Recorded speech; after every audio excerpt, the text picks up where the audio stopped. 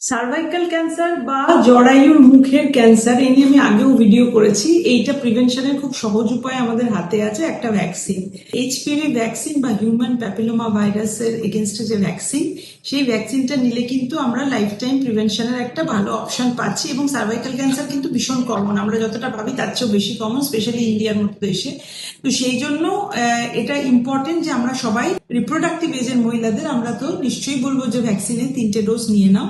কিন্তু একটা খুব গুড নিউজ সবার জন্য যে ভারত সরকার এটা আমাদের বহুদিনের গাইনোকোলজিস্টদের অনেকবার রিকোয়েস্টের পর এটা এগ্রি করেছে যে ফ্রি অফ কস্ট গভর্নমেন্টের ইনস্টিটিউশনগুলো থেকে 14 বছর এবং তার চেয়ে বা 14 বছর প্লাস যাদের বয়স, সেই সমস্ত গার্লসদের জন্য কিন্তু এই ভ্যাকসিনটা ফ্রিতে পাবে।